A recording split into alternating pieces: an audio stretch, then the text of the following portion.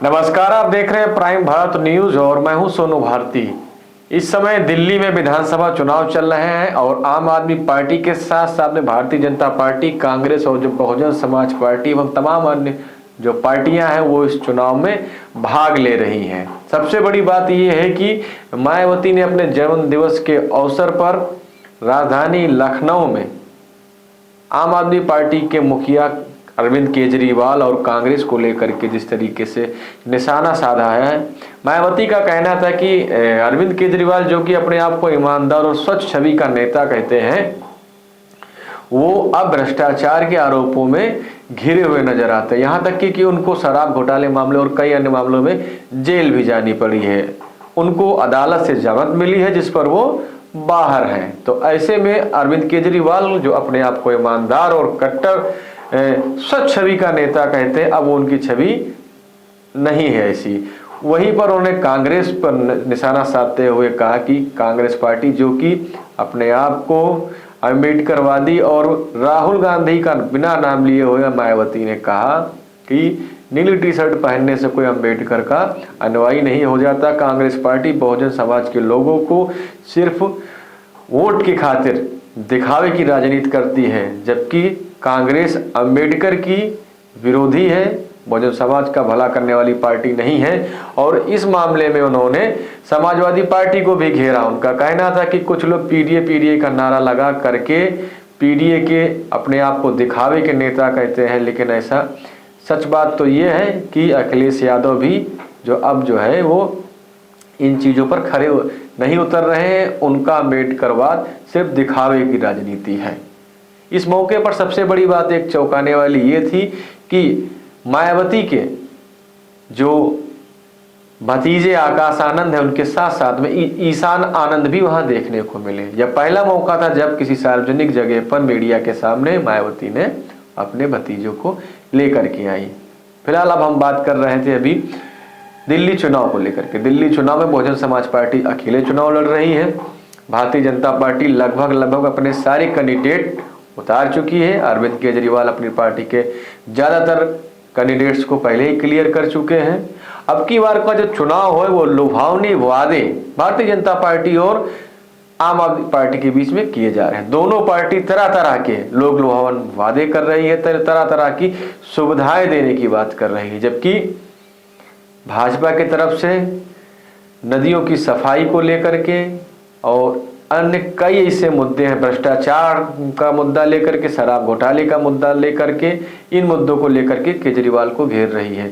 वहीं उनका घर है जिसको भारतीय जनता पार्टी ने शीश महल का नाम दिया है, जबकि अरविंद केजरीवाल आम आदमी पार्टी की तरीके से राजनीति करने वाले, अपने आप को कहने वाले अरविंद केजरीवाल को एक्सपोज किया भारतीय जनता पार्टी की तरफ से। शीश महल, उनके घर का नाम शीश महल रखा, जहां पर महंगे महंगे झूमर, महंगे महंगे पर्दे और कालीन लगाई गई है। सबसे बड़ी बात यह है कि ये सारा कुछ सरकारी खर्चे पे हुआ है, जिसके आरोपों से अरविंद केजरीवाल बचते हुए नजर आ रहे हैं, क्योंकि अपने आप को आम आदमी पार्टी का नेता कहने वाले, आम आदमी की तरीके से दिखने वाले अरविंद केजरीवाल इतने सुख, इतने वैभव, इतने महंगे चीजों को आखिर क्यों इस्तेमाल कर रहे हैं जनता के सामने। अब ये भी एक सोचने और समझने वाली बात होगी। वहीं आम आदमी पार्टी के द्वारा प्रधानमंत्री मोदी के जो हवाई जहाज है, जो उनका सूट है और जो महंगी महंगी घड़ियां पहनती, उन पर प्रश्न चिन्ह खड़ा किया गया है। आम आदमी पार्टी ने शीश महल के जवाब में राजमहल की नाम की संज्ञा दी है। अब सोचने वाली बात यहाँ पर दिल्ली की जनता के लिए ये होगी कि वो शीश महल या राजमहल या अरविंद केजरीवाल की जो भोली भाली सूरत दिखने वाली है, क्या भोले भाले वोटर अब की बार इस भोली भाली सूरत पे वोट देंगे? ये तो आने वाला वक्त ही बताएगा। भारतीय जनता पार्टी अपने तरफ से ज्यादा मजबूत और जिताऊ कैंडिडेट को इस मैदान में उतार रही है। वही अरविंद केजरीवाल अपनी पुरानी छवि, ईमानदार छवि को दिखाने की बात करते हैं। वो अभी एक मोहल्ले में भी गए थे जहां पर उन्होंने टोटी से पानी निकाल के लोगों को पिलाने की कोशिश की थी। हालांकि वो पानी अब आ रहा है या नहीं आ रहा है, ये भी देखने का विषय है, क्योंकि दिल्ली की ज्यादातर जो जनता है वो पानी खरीद कर पीती है और कई जगह पर तो पानी समझ लीजिए मौसूर ही नहीं होता, उपलब्ध ही नहीं होता है। तो ऐसे में जनता का हित कि अरविंद केजरीवाल करेंगे या भारतीय जनता पार्टी करेगी, ये तो आने वाला वक्त ही बताएगा।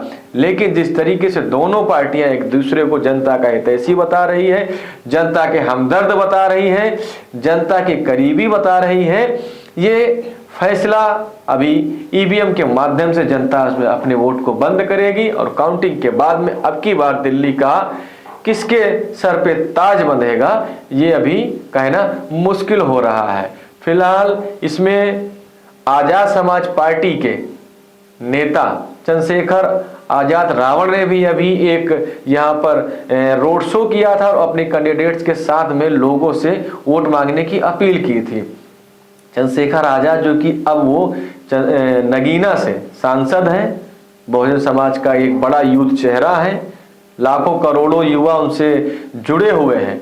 अब दिल्ली चुनाव में उनका क्या करिश्मा चलता है, ये भी देखने वाली बात होगी। वहीं अखिलेश यादव आम आदमी पार्टी के साथ दिख रहे हैं। हालांकि जो दिल्ली की राजनीति अभी तक चलती आ रही थी कि अरविंद केजरीवाल एक स्वच्छ और ईमानदार भ्रष्टाचार के खिलाफ लड़ने वाले नेता की जो छवि बनाई थी, उस छवि पर अब जनता विश्वास करते हुए कम दिखाई दे रही है। उसका कारण ये है कि स्वयं अरविंद केजरीवाल की कैबिनेट के कई मंत्री जेल जा चुके हैं और इसमें सबसे बड़ी बात यह है कि अरविंद केजरीवाल खुद जेल में गए हैं। अब जिस पार्टी का मुखिया या जो मुख्यमंत्री स्वयं जेल गया, उसके बाद उसने इस्तीफा दिया हो, अतीशी को उन्होंने मुख्यमंत्री बनाया, ये सब चीजें दिल्ली वासियों के लिए सोचने और समझने का मुद्दा है। भारतीय जनता पार्टी जो कि अपने को राष्ट्रवाद देशभक्त पार्टी बताती है, लोगों की हितैषी पार्टी बताती है। सबसे बड़ी बात, उनके पास में प्रधानमंत्री मोदी का एक बहुत बड़ा चेहरा है। प्रधानमंत्री मोदी जी जो हैं वहां पर लगातार वो कैंपेनिंग करेंगे और भी कर भी रहे हैं। उनका एक ही लक्ष्य है कि अब की बार में भाजपा दिल्ली में कमल खिलाए। इस चुनाव में यूपी के मुख्यमंत्री योगी आदित्यनाथ जी, उनको भी चुनाव में उतारा जाएगा, वो प्रचार करेंगे। और योगी आदित्यनाथ की छवि एक ऐसी है जो कि जहां जिन सीटों पर प्रचार करते हैं वहां ज्यादातर सीटें जीतती हैं। फिलहाल योगी आदित्यनाथ की कट्टर हिंदूवादी की जो एक छवि है और जो स्लोगन अभी दिया था कि बटोगे तो कटोगे, क्या ये दिल्ली में काम करेगा, ये तो आने वाला वक्त ही बताएगा। फिलहाल इस तरीके के तमाम अपडेट्स के लिए बने रहे प्राइम भारत न्यूज के साथ।